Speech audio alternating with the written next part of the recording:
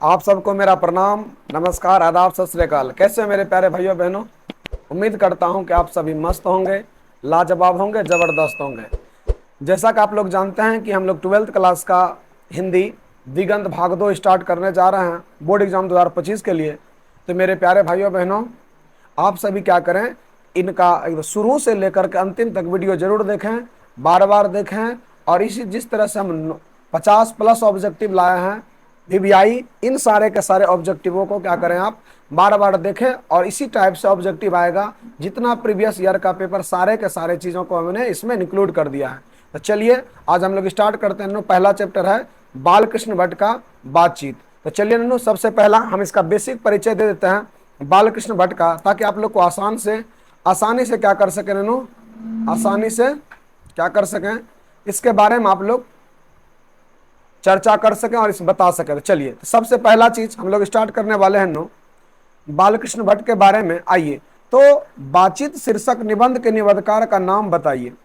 अगर ये क्वेश्चन रहेगा तो हम लोग क्या करेंगे नन्नू, बोलेंगे कि बालकृष्ण भट्ट होगा। क्या होगा नन्नू, बालकृष्ण भट्ट होगा। लेकिन उससे पहले थोड़ा सा हम लोग क्या करते हैं, आइए इनके बारे में हम लोग चर्चा करते हैं।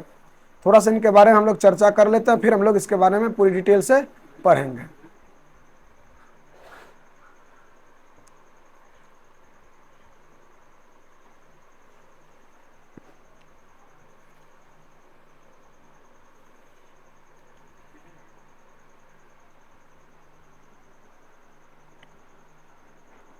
चलिए, अब हम लोग क्या करते हैं,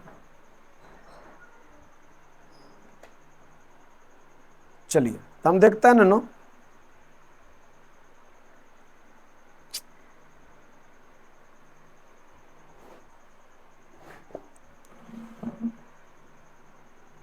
आइए अगर आपसे कोई पूछे कि बताइए बालकृष्ण भट्ट का, इसके बारे में आपसे चर्चा करें, बताइए। अगर आपसे पूछे कि बोलिए बातचीत, ध्यान से देखिएगा मेरे भाई, बातचीत।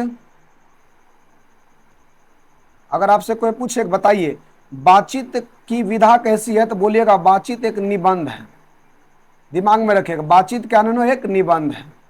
अगर आपसे कोई पूछे कि बताइए बातचीत किसने लिखा है, तो बोलेंगे बातचीत बालकृष्ण भट्ट ने लिखा है।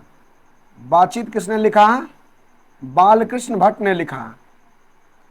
अगर आपसे पूछे कि बताइए कि बातचीत यानी बालकृष्ण भट्ट का जन्म कब हुआ है, जन्म पूछे, बर्थ यानी जन्म पूछे, तो क्या बोलेंगे नन्नू, 23 जून। क्या बोलेंगे नन्नू, 23 जून 1844। याद रखेगा।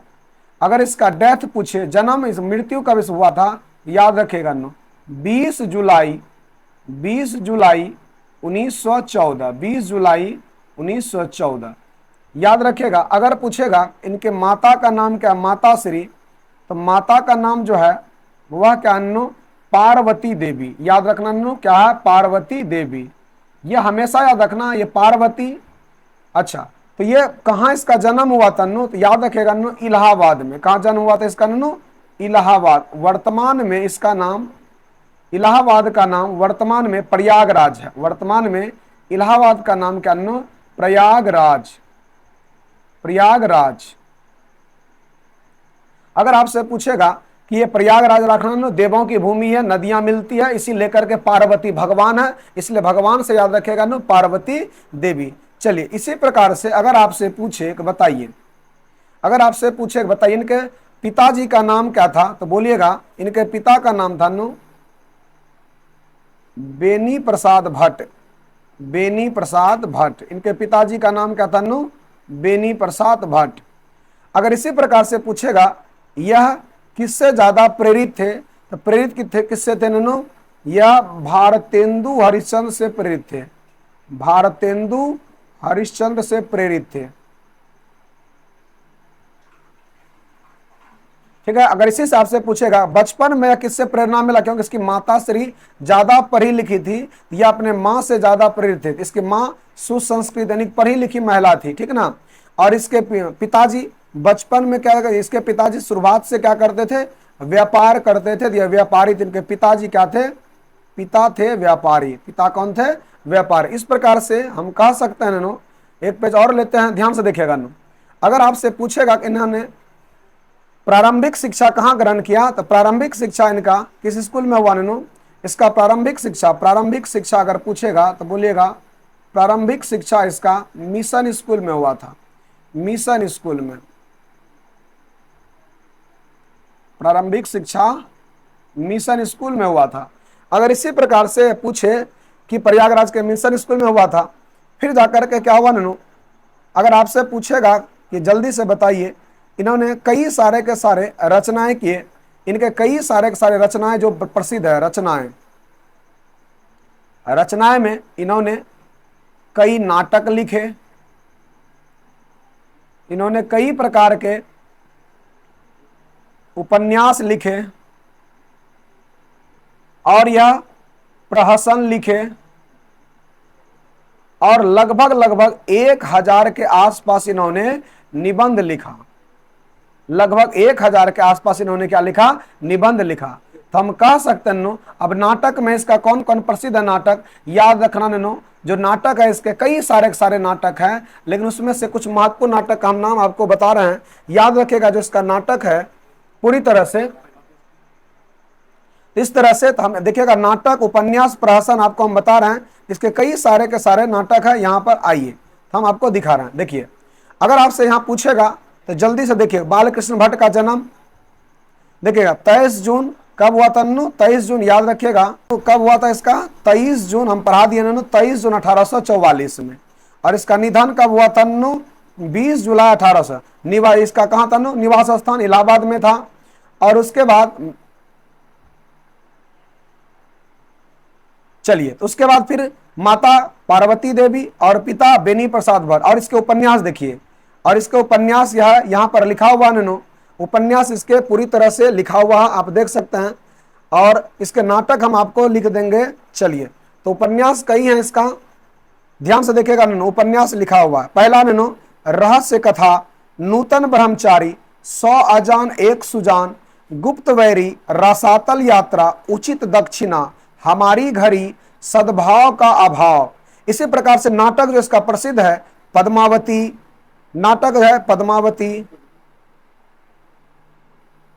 और ये कृतार्जुनीय, वेणी संहार, शिशुपाल वध, और सारे के सारे है, जैसे सीता वनवास है, ठीक है ना। इसी प्रकार से अगर आपसे पूछेगा सीता वनवास है, और हम कह सकते हैं साथ साथ में सीता वनवास के बाद, और ये पतित पंचम, मेघनाथ वध हो गया, मेघनाथ वध, पतित पंचम, सीता वनवास, ठीक है ना। तो जितने सारे के सारे चीजें हैं ये। तो ये अगर आपसे पूछेगा बताइए हिंदी शब्दकोश का संपादन के लिए इसका कहां बुलाया गया नो, काशी बुलाया गया था। किसके द्वारा, श्याम सुंदर दास के द्वारा। काशी बुलाया गया था श्याम सुंदर दास के द्वारा। तो चलिए अब देखिएगा सारे के सारे आप बना सकते हैं ऑब्जेक्टिव आसानी से। चलिए जल्दी से हम लोग ऑब्जेक्टिव अब बनाते हैं। चलो तो बात देखिए, तो बातचीत शीर्षक निबंध के निबंधकार का नाम बताइए, तो बालकृष्ण भट्ट हो गया। चलिए अगला, चलिए सब तो आपको हम समझा दिए। चलिए अब बताइए बालकृष्ण भट्ट का जन्म कब हुआ था, तो बोलेंगे 23 जून 1844, 23 जून 1844। अगला, बालकृष्ण भट्ट का निधन कब हुआ था, अभी तुरंत आपको बताए कि 20 जुलाई 1914 का हुआ था, 20 जुलाई 1914 का हुआ था इसका मृत्यु। अगला देखिए, बालकृष्ण भट्ट का निवास स्थान कहां था, बताए थे प्रयागराज इलाहाबाद उत्तर प्रदेश में पड़ता है, ये आपको मैंने बताया था। अगला देखिए नन्नू, अगला क्वेश्चन क्या, बालकृष्ण भट्ट ने मोटा मोटी कितने निबंध लिखे थे, तो बोले थे इन्होंने निबंध लिखा था 1000, और उसमें से लगभग 100 निबंध क्या था, महत्वपूर्ण है। 100 निबंध उसमें से क्या थे, महत्वपूर्ण थे। चलिए बालकृष्ण के प्रहसन का नाम बताइए। बालकृष्ण के जो प्रहसन जो लिखे हैं, प्रहसन बालकृष्ण का ये तीनों है, जैसा काम वैसा परिणाम यह भी है, आचार विडंबन यह भी है, नई रोशनी। इसका मतलब इसका ऑप्शन कौन सा हो जाएगा मेरे भाई, इसका ये तीनों हो जाएगा ऑप्शन। ये तीनों इसका क्या है, निबंध है, सॉरी प्रहसन है। आइए आगे देखते हैं, कौन सा उपन्यास बालकृष्ण भट्ट ने नहीं लिखा था, तो ये देखिए क्लू से पकड़िएगा कौन सा नहीं लिखा था। आप देखिए भगवान सब के बारे में ज्यादा लिखा, ये इन्होंने ये अजात शत्रु के बारे में कुछ भी नहीं लिखा, अजात शत्रु के बारे में। आइए, वाक्य शक्ति के अनेक फायदों में कौन दो हैं, अगर पूछेगा वाक शक्ति जो बोलने की जो शक्ति है, यह इनके फायदों में कौन दो फायदा है, एक है स्पीच देना और एक बातचीत करना, ये है। चलिए अगला क्वेश्चन, बेन जॉनसन ने क्या कहा था? तो हमेशा याद रखिएगा, बेन जॉनसन, इसमें से जो आपका बातचीत कहानी है, निबंध है, इसमें 4 गो जो अच्छे अच्छे जो ना जानकार लोग हैं उनके बारे में बताया गया है। उनमें से एक है बेन जॉनसन, रॉबिन क्रूसो है, अरस्तु का नाम है, इस तरह से, और एडिसन का नाम है। इस तरह से ये 4 आदमी का नाम है और इनको आप जरूर याद रखिएगा। अन्य सब का कथन देखिए क्या कहता है। बेन जॉनसन ने क्या कहा था? तो बेन जॉनसन ने बोला था, याद रखना नु, मनुष्य को बोलने का, मनुष्य अगर बोलता है तो उसके साक्षात्कार, मनुष्य के रूप का साक्षात्कार होता है। तो बोलने से मनुष्य के रूप का क्या होता है? साक्षात्कार होता है। ये बोला था किसने? बेन जॉनसन ने। आइए, एडिसन ने क्या बोला था? एडिसन बोला था अगर 2 व्यक्ति बातचीत करेगा ना तब असली बातचीत हो सकता है। तो सच्ची बातचीत 3 व्यक्तियों के बीच हो सकती है, बिल्कुल गलत है। अच्छा, असल बातचीत सिर्फ 2 व्यक्तियों में हो सकती है, ये बोला था एडिसन ने। आइए मेरे प्यारे भाइयों बहनों, चलते हैं। आपको अगर क्लास अच्छा लग रहा है तो मेरे भाई शेयर करें, ताकि 2025 में एग्जाम जो दे रहे हैं मेरे भाई साहब, वह सभी बढ़िया से पढ़ लें। चलिए जल्दी से जल्दी हम सभी क्या करें, जल्दी से आधा घंटा में पूरा 50+ ऑब्जेक्टिव का हम लोग रिवीजन कर लेते हैं जल्दी से। चलिए चलते हैं अगले क्वेश्चन की ओर। देखिए क्या है, हिंदी प्रदीप नामक, देखिए हिंदी प्रदीप नामक मासिक पत्र बालकृष्ण भट्ट ने इलाहाबाद में हिंदी वर्धनी सभा की ओर से कब? तो ये देखिएगा 1 सितंबर 1877 ईस्वी को किया था और ये 33 साल तक लिखा गया था। ध्यान से देखना, 33 साल तक। तो हाँ, अगला क्वेश्चन देखिए वही है, हिंदी प्रदीप कितने वर्षों तक प्रकाशित हुआ? ये 33 वर्षों तक प्रकाशित हुआ था हिंदी प्रदीप। चलिए, कौन सा नाटक, देखिए नाटक का बालकृष्ण भट्ट का नाटक आपको हम शुरुआत में ही पढ़ा दिए थे। नाटक कौन सा नहीं लिखा है? तो याद रखिएगा, ये जितने नाटक है सब लिखा हुआ, ये भी नाटक लिखा, ये भी नाटक लिखा, ये भी। ये आषाढ़ का एक दिन नहीं लिखा है, आषाढ़ का एक दिन यह इनका नहीं है नाटक, ये होगा आंसर। चलिए अगला, बालकृष्ण भट्ट किस युग के साहित्यकार थे? याद रखिएगा, ये भारतेंदु युग के थे। किससे प्रेरणा लिया था? भारतेंदु से। भारतेंदु युग के ये नाटककार थे, साहित्यकार थे। चलिए अगले क्वेश्चन को, चमनिस्तान का अर्थ क्या होता है? चमनिस्तान का मतलब होता है मेरे भाई हरे भरे बागों का इलाका। चमनिस्तान का अर्थ होता है हरे भरे बागों का इलाका। चलो आगे बढ़ते हैं। कहता बालकृष्ण भट्ट क्या नहीं थे? तो बालकृष्ण भट्ट ने बहुत बड़ी बड़ी महाकाव्यकार नहीं लिखे, बहुत बड़े बड़े रचना नहीं लिखे हैं। ये पत्रकार थे, निबंधकार थे, आलोचनाकार थे, लेकिन ये महाकाव्यकार नहीं थे। जैसे रामायण हो गया, महाभारत, बड़े बड़े रचना का हुआ। चलते मेरे भाई अगले क्वेश्चन की ओर जल्दी से। किसने लिखा है गद्य लिखना भाषा को सार्वजनिक करते जाना है? देखिए कितना लाजवाब बात बोलता है, कितना किसने कहा गद्य लिखना जो है, ये कहानी लिखना भाषा को सार्वजनिक करते जाना है के बराबर, यानी समान है। ये कहा था मेरे प्यारे भाई रघुवीर सहाय ने। किसने कहा था? रघुवीर सहाय ने। चले अगले क्वेश्चन की ओर बढ़ते हैं। देखो, बालकृष्ण भट्ट के समय में कौन कौन साथी साहित्यकार थे? तो बालकृष्ण भट्ट के समय में इसके साहित्यकार कौन थे?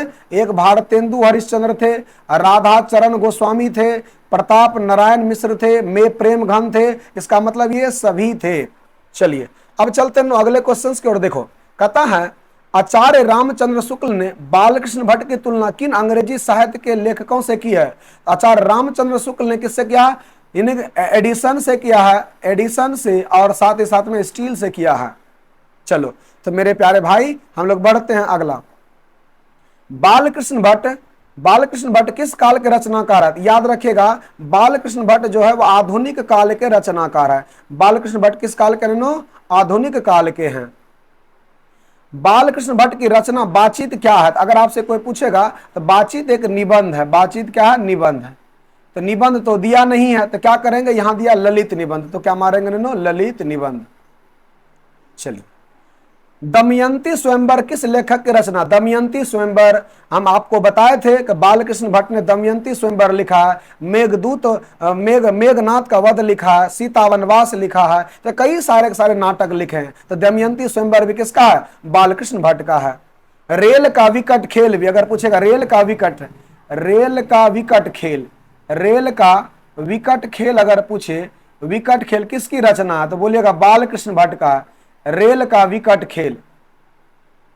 बातचीत के माध्यम से बालकृष्ण भट्ट क्या बतलाना चाहते हैं? ये बातचीत करने के तरीका बतलाना चाहते, बातचीत की शैली बतलाना चाहते, बातचीत का शैली। आइए रॉबिन्सन क्रूसो ने 16 वर्ष के उपरांत किसके मुख से एक बात सुनी थी? रॉबिन्सन क्रूसो एक जंगल में लगभग 16 वर्षों तक क्या थे और यहां पर इन्होंने देखा कि पहली बार एक फ्राइडे नाम का जो पक्षी था, फ्राइडे नाम के पक्षी से इन्होंने आवाज सुना था। वह भी जंगली बोला था, फिर भी ये सुने थे पहली बार रॉबिन्सन क्रूसो ने फ्राइडे नाम के पक्षी से। चलिए जल्दी से अगले क्वेश्चन की ओर आओ। कहता नैनो, ध्यान से देखिएगा, कहता है कि वाक शक्ति के अभाव में मनुष्य क्या नहीं कर पाता? अगर मनुष्यों के पास वाक शक्ति का अभाव हो जाए, यानी जो बोलता है उसका अभाव हो जाए, तो क्या नहीं कर पाएगा? ये बोल नहीं सकता। अरे वाक शक्ति का अभाव का मतलब मनुष्य बोल नहीं सकता है, गूंगा हो जाएगा जानवर के समान। चलिए अगले क्वेश्चन की ओर बढ़ते हैं। चलो, कहता बातचीत शीर्षक निबंध के अनुसार जो कुछ मवाद या धुआं, चैप्टर जब पढ़ा रहे थे तो डिटेल में आपको बताए थे, अगर बातचीत में निबंध के अनुसार जो कुछ मवाद या धुआं जमा रहता है वह भाप बनकर निकल पड़ता है। क्या बातचीत जब कीजिएगा ना, तो बातचीत करने से जो भी आपके मन में धुआं या मवाद है सब कुछ मन हल्का हो जाता है। बातचीत कीजिएगा तो आपका मन डिप्रेशन का शिकार है, टेंशनलाइज है, तो अगर बातचीत करते रहेंगे तो आपका मन क्या हो जाएगा? हल्का हो जाएगा। ये चलिए अगले क्वेश्चन की ओर बढ़ते हैं। बालकृष्ण भट्ट के पिता का क्या नाम था? हम आपको बताए थे शुरुआत में ही, क्या था नाम? बेनी प्रसाद भट्ट, बेनी प्रसाद भट्ट। चलिए, बालकृष्ण भट्ट के पिता पेशे से क्या थे? बालकृष्ण भट्ट के पिताजी व्यापारी थे। ये क्या थे? व्यापारी थे। बालकृष्ण बातचीत शीर्षक निबंध के अनुसार रस का समुंदर, अच्छा, जब इस चैप्टर को पढ़ा रहे थे तो बताए थे रस का समुंदर किन की बातचीत में उमर चला जाता? जब दो लड़की आपस में सहेली जब बात करेगी ना, जब दो सहेली बात करेगी ना, एकदम हम सहेलियां बातचीत एकदम डूब जाती है एक दूसरे के बात में। समुंदर का, रस का समुंदर बातचीत से उमर चला आता है दो सहेलियों के बीच में। चलिए, कहता अगले क्वेश्चन में नौजवानों की निंदा किनकी बातचीत का मुख्य प्रकरण है? नौजवानों की निंदा किनकी बातचीत का मुख्य प्रकरण है? तो नौजवान का निंदा, अगर आपसे पूछेगा नौजवान का निंदा, दो गो जब बूढ़ा बैठेगा ना तो दोनों नौजवान को दोषेगा, तुम लोग के जमाने में ऐसे हम लोग जब रहते थे ना तो हम लोग का खाली पैदल चलते थे 50 किलोमीटर बिना चप्पल का, ठीक ना? तो लेकिन इसीलिए दो बूढ़ा जब बैठेगा ना तो नौजवान का निंदा करेगा, ठीक ना? चलिए चलते हैं मेरे भाई अगले क्वेश्चन की ओर। कहता है लेखक बालकृष्ण भट्ट के मन में अध्ययन की रुचि का लालसा किसने जगाई? हम बताए थे कि इनकी माता बहुत पढ़ी लिखी थी और माता ने इसका क्या कहना, इनकी माता श्री जो पार्वती थी, माता इसकी कौन थी? पार्वती देवी। माता से ही यह प्रेरणा लेकर के क्या हुआ था ना, ये पढ़ाई के प्रति इसका ज्यादा रुचि जगा, अध्ययन के प्रति। चलिए, बालकृष्ण भट्ट की रचना निम्न में से कौन है? तो बालकृष्ण के भट्ट की रचना कौन है नैनो? तो बालकृष्ण भट्ट का रचना कौन है? तो याद रखिएगा, हम आपको बता दिए बातचीत है बालकृष्ण भट्ट की रचना। तो इस प्रकार से आपका क्या हो गया? इस तरह से हम लोग चलते अगले क्वेश्चन को और देखिए जल्दी से। हिंदी के एडिशन, ध्यान से देखिए 2024 का क्वेश्चन है नैनो, ये क्वेश्चन कहता है नैनो हिंदी का एडिशन निम्नलिखित में से कौन कहे जाते हैं? तो बालकृष्ण भट्ट को हिंदी का एडिशन कहा जाता है। थॉमस अल्वा एडिसन, हिंदी का एडिशन बालकृष्ण भट्ट को कहा जाता है। अगले क्वेश्चन की ओर, कहता 100 अजान एक सुजान, अच्छा दमयंती स्वयंवर, 100 अजान एक सुजान, यह किनकी रचना है? तो बोलेंगे बालकृष्ण भट्ट ने यह रचना लिखी है। बालकृष्ण भट्ट की रचना निम्न में से कौन है? तो बालकृष्ण की रचना कौन है? बातचीत बालकृष्ण भट्ट के द्वारा लिखा गया है। आइए मेरे भाई अगले क्वेश्चन की ओर देखिए क्या कहता है। बालकृष्ण भट्ट की रचना बातचीत क्या है? तो हम बोले थे ना ललित निबंध है, ये निबंध है, लेकिन क्या बोलेंगे? नहीं है तो निबंध ऑप्शन क्या मारेंगे? ललित निबंध। आइए, बातचीत निबंध के निबंधकार कौन है? तो अगर आपसे पूछेगा बातचीत निबंध के निबंधकार कौन है, तो ये कौन है नैनो? बालकृष्ण भट्ट है, बालकृष्ण भट्ट। बातचीत शीर्षक निबंध के अनुसार जो कुछ मवाद या धुआं जमा रहता है वह भाप बनकर निकल जाता है। ये भाप बनकर कैसे निकल जाता है? जब बातचीत कीजिएगा ये धुआं भाप बन करके निकल जाएगा। चलिए, कहता बालकृष्ण भट्ट के पेशे से क्या था? अभी तुरंत बताए थे, व्यापारी थे। चलो, बालकृष्ण भट्ट किस काल के रचनाकार हैं? अगर आपसे पूछेगा कि बताइए मेरे भाई बालकृष्ण भट्ट किस काल के रचनाकार है, तो बोलिएगा भारतेंदु युग के थे। किस युग के थे? भारतेंदु युग के थे बालकृष्ण भट्ट। बातचीत के जरिए भाप बनकर क्या बाहर निकल जाता है? ये मवाद या धुआं निकल जाता है। क्या निकल जाता है बातचीत करने से? मवाद या धुआं निकल जाता है। बालकृष्ण भट्ट के माता जी का नाम क्या था? हम बताए थे शुरुआत में, माता जी का नाम पार्वती देवी, और यह माता जी का नाम इलाहाबाद प्रयागराज, इलाहाबाद, जिसको अभी वर्तमान में क्या कहते हैं? प्रयागराज, यूपी में पड़ता, उत्तर प्रदेश। चलिए, निबंध लेखन की दृष्टि से भारतेंदु युग कैसा था? और भारतेंदु युग में सभी लोग अच्छी तरीके से निबंध लिखते थे, इसलिए इस युग को क्या माना गया नो? इस युग को उबर युग माना गया। उबर युग, उपजाऊ उबर युग, भारतेंदु युग को प्रेरणा लेकर के लोगों ने, कई लोगों ने कविताएं, कहानी लिखे, निबंध लिखे, हर एक तरह की चीजें लिखे रहे। 100 अजान एक सुजान, 100 अजान एक सुजान, इसी प्रकार से संयोगिता स्वयंवर, अरे भाई कई तरह से, नूतन ब्रह्मचारी, पद्मावती, वेणी संहार, शिशुपाल वध, इस तरह से रेल का विकट खेल, बाल विवाह, ठीक ना, भारतवर्ष और कली, ये कई सारे के सारे है रचना इनके, जो क्या होगा नो, ये किसके द्वारा लिखा गया? ये बालकृष्ण भट्ट का है, बालकृष्ण भट्ट का। आइए, बालकृष्ण भट्ट के पिता कौन थे? बेनी प्रसाद भट्ट थे। बालकृष्ण भट्ट के पिताजी कौन थे? बेनी प्रसाद भट्ट थे। अगला, दमयंती स्वयंवर, अभी तुरंत बोले, दमयंती स्वयंवर किसके द्वारा? बालकृष्ण भट्ट के द्वारा लिखा गया था। और ये तो बातचीत निबंध के निबंधकार कौन हैं? तो सबको पता है कि बालकृष्ण भट्ट हैं, बालकृष्ण भट्ट हैं, बालकृष्ण भट्ट हैं, बालकृष्ण भट्ट हैं, ये पहला नंबर हो जाएगा। आइए, बालकृष्ण भट्ट किस काल के रचनाकार हैं? आधुनिक काल के, आधुनिक काल के। बालकृष्ण भट्ट किस काल के हैं? आधुनिक काल के हैं। आइए, चलते हैं अगले क्वेश्चन की ओर। तो बातचीत साहित्य की कौन सी विधा? हम बताए थे ये बातचीत क्या नो? निबंध है। बातचीत क्या नो? निबंध है। अच्छा, अब कहता नो, ध्यान से देखिएगा नो, कहता है कि बातचीत शीर्षक निबंध के अनुसार रस का समुंदर किनकी बातचीत में उमड़ चला जाता है? दो हमजोली सहेलियों की बातचीत, दो लड़के अगर बात करेगा ना तो डूब जाएगी बातचीत करने में। तो ये बताइए, एक मेरा छोटा सा प्रयास मेरे प्यारे भाई, कैसा लगा बताएं। अगर आपको इस तरह का वीडियो अच्छा लगा तो आप लोग क्या करें नो, शेयर करें मेरे भाई, और अपने भाइयों का साथ दें। और अगर आप चाहते हैं किसी तरह से और ऑब्जेक्टिव करें तो कमेंट में लिखें, और हमें ऑब्जेक्टिव चाहिए इसी हर चैप्टर का इसी टाइप से, और जिसमें कि आपका आधा घंटा में क्या हो जाएगा कि सारे के सारे ऑब्जेक्टिव को आप जल्दी से जल्दी स्पीड बढ़ा करके 2 की स्पीड पर भी देख सकते हैं, और कभी भी देख सकते हैं, कहीं भी देख सकते हैं। तो दोस्त, मेरे भाई, मेरे बहन, अगर आपको अच्छा लगे तो दोस्तों को भी जरूर शेयर करें। आपका अपना प्यारा चैनल जो है ऑक्सफोर्ड ऑनलाइन क्लासेस, उसको जरूर सब्सक्राइब करें। जय हिंद, जय भारत, मिलते हैं अगले वीडियो में।